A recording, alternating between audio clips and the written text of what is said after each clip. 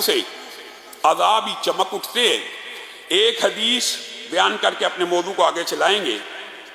رسول اللہ صلی اللہ علیہ وسلم کی ایک حدیث اس بات کی طرف بھی اشارہ کرتی ہے کہ جہاں جہاں وضو کے پانی کو ہم استعمال کرتے ہیں یا وضو کا پانی جسم کے جن جن اعضاء پہ لگتا ہے، ایک تو آپ کے سامنے رکھا، وہ روشن ہو جائیں گے، سفید ہو جائیں گے۔ رسول اللہ نے کہا تھا میں کالے گھوڑوں میں سے اپنے ان بھائیوں کو، جیسے سفید گھوڑوں کو تم پہچان لیتے ہو، میں اپنی امت کو پہچان لوں گا ان سفید نشانوں کے ذریعے۔ لیکن دوسری حدیث میں آتا ہے یہ جہاں جہاں پانی پڑ رہا وہاں وہاں جنتیوں کو، بندہ مومن کو اور مسلمانوں کو کیا پہنایا جائے گا؟ زیور پہنایا جائے گا۔ کس کس جگہ کے اوپر؟ یہ جو پانی آج جہاں پہ لگ رہا ہے، تمہارے گناہ تو جڑ رہے ہیں، لیکن ان کا ایک فائدہ یہ ہے کہ آج جو مسلمان مردوں کے اوپر زیورات حرام ہیں، کل قیامت کے دن جن جن اعضاء پہ یہ پانی لگ رہا ہے وہاں وہاں تک مسلمان مردوں کو زیور پہنا دیا جائیں گے، اور ان زیوروں کا اور ان کی آرائش و زیبائش کا یہ ایک مستقل الگ باب ہے۔ میرے بھائیو، ایک حدیث جو آپ کے سامنے بیان کی ہے، اس حوالے سے بھی بعض لوگوں کے ذہن میں سوالات آ جاتے ہیں، اور امی عائشہ نے یہ بات کہی تھی کہ جس نے یہ کہا رسول اللہ صلی اللہ علیہ وسلم نے اللہ کو دیکھا، اس نے جھوٹ بولا۔ یہ امی عائشہ کا صحیح سند سے قول موجود ہے، اس نے جھوٹ بولا۔ اس قول سے مراد خواب میں دیکھنا نہیں ہے، اس قول سے مراد یہ ہے کہ بعض لوگ جو سمجھتے ہیں کہ رسول اللہ صلی اللہ علیہ وسلم نے معراج کی رات میں اللہ رب العزت کو دو بدو بالمشافہ دیکھا تھا، امی عائشہ اس بات کا رد کر رہی ہیں۔ ورنہ خواب کے اندر اجماع امت ہے کہ رسول اللہ صلی اللہ علیہ وسلم نے اللہ رب العزت کا دیدار کیا، اور یہ دیدار نبیوں کا کرنا خواب میں بھی، خواب نبیوں کا کیا ہوتا ہے؟ وحی۔ نبیوں کا خواب بھی وحی ہوتا ہے، تو رسول اللہ کا خواب میں دیکھنا اللہ کو وحی ہے، صحیح ہے، درست ہے۔ بعض لوگوں نے کہا کہ امی عائشہ نے قسم کھائی، حالانکہ رسول اللہ نے دیکھا تھا، تو وہ اس دیکھنے کی نفی کی تھی جو معراج کے حوالے سے بعض لوگوں کے ذہن میں آتا ہے۔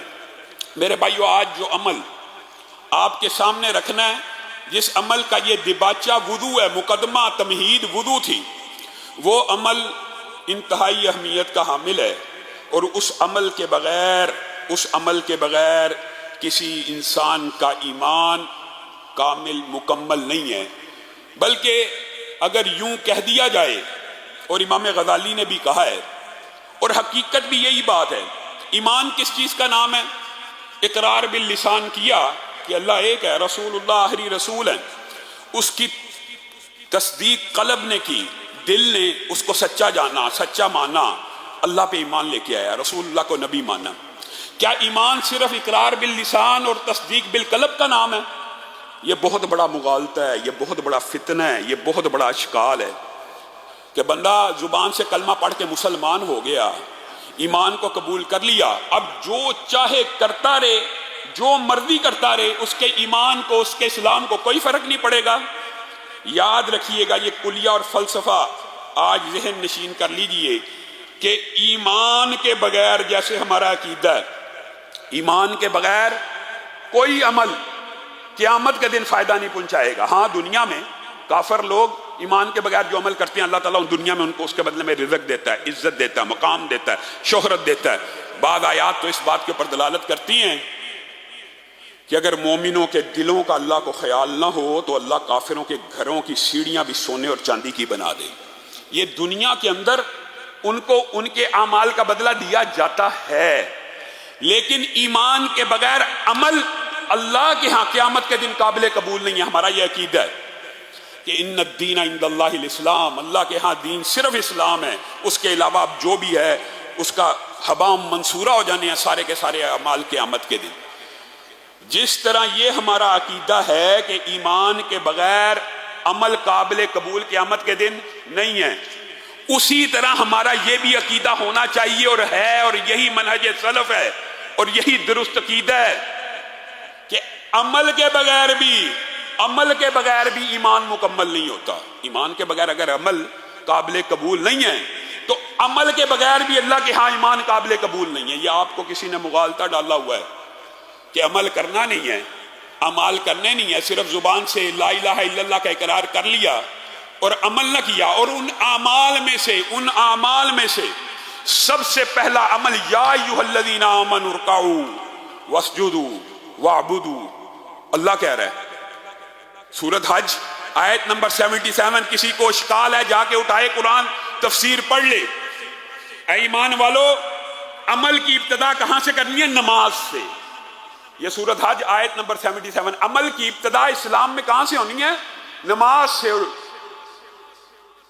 پہلے رکوع کا ذکر، پھر سجدے کا، پھر عبادت کا، یعنی عبادت ہے ہی نماز، اللہ کے ہاں ابتدا ہی یہاں سے ہوتی ہے۔ وَافْعَلُوا الْخَيْرَ، اس کے بعد کوئی نیکی کا عمل کرنا چاہتا کر لے۔ جیسے اللہ نے رسولوں کو حکم دیا تھا، یہ بالکل اس سے مطابقت رکھتی ہوئی آیت ہے۔ یا ایھا الرسل کلوا من الطیبات واعملوا صالحا، پہلے حلال کھاؤ پھر نیک عمل کرو۔ اسی طرح ایمان والوں کو مخاطب ہو کے اللہ نے کہا پہلے نماز پڑھو پھر نیک عمل کرو۔ اگر انسان یہ سمجھتا ہے کہ میں نیک عمل کرتا چلا جا رہا ہوں، نماز میں نے پڑھی نہیں، میرا عمل قابل قبول ہے، وہ جاہل ہے۔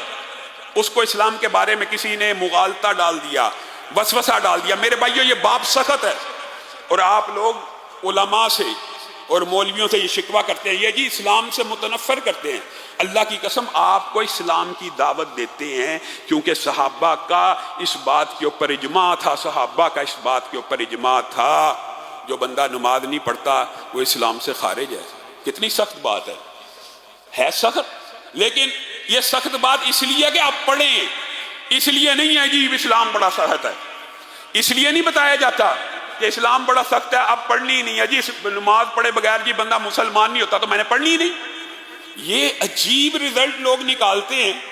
اگر نماز کے بغیر اسلام نہیں ہے تو بھائی نماز پڑھو، اس لیے بتایا جا رہا ہے کہ نماز پڑھو۔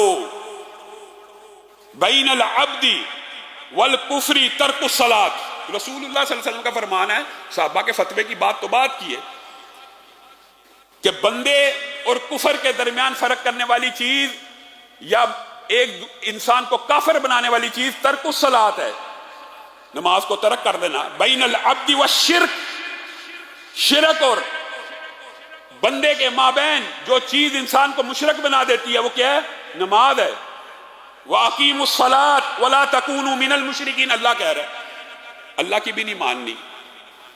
فَإِن تَابُوا وَأَقَامُوا الصَّلَاةَ وَآتَوُا الزَّكَاةَ فَإِخْوَانُكُمْ فِي الدِّينِ، قرآن کی آیتیں واضح ہیں۔ ایک تو آپ کہتے ہیں، یہ لوگ سمجھتے ہیں کہ یہ فلسفہ جی مولویوں نے بنایا، اللہ کی قسم مولویوں کو کیا ضرورت ہے بنانے کی؟ اللہ کے رسول کہہ رہے ہیں من ترک الصلاۃ متعمدا فقد کفر، یہ مولوی کا فتویٰ ہے کہ جس نے جان بوجھ کر نماز چھوڑی اس نے کفر کر لیا۔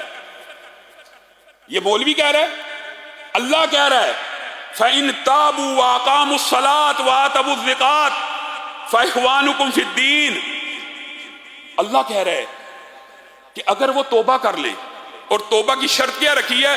نمازوں کو قائم کر لیں۔ اگر وہ توبہ کریں، اسلام کو قبول کریں، اور اسلام کی قبولیت کا کیا معیار اللہ نے طے کیا ہے؟ اگر وہ نمازوں کو قائم کریں اور زکوٰۃ کو ادا کرنا شروع کر دے تو تمہارے دینی بھائی ہیں۔ اور دوسری آیت میں کیا کہا؟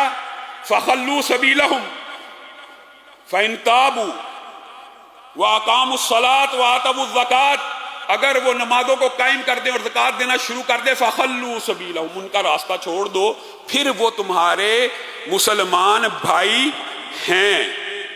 من ترک الصلاۃ متعمدا فقد کفر، ایک روایت میں تو ہے نا اس نے کفر کیا، اور ایک روایت میں فقد کفر جہارا، اس نے اعلانیہ کفر کر دیا، اس نے اپنے آپ کو علی اعلان بتلا دیا میں ملت اسلامیہ سے باہر ہوں۔ جس نے نماز کو ترک کیا اس نے اعلان کر دیا کہ میں ملت اسلامیہ کا حصہ نہیں ہوں، میں مسلمان نہیں ہوں۔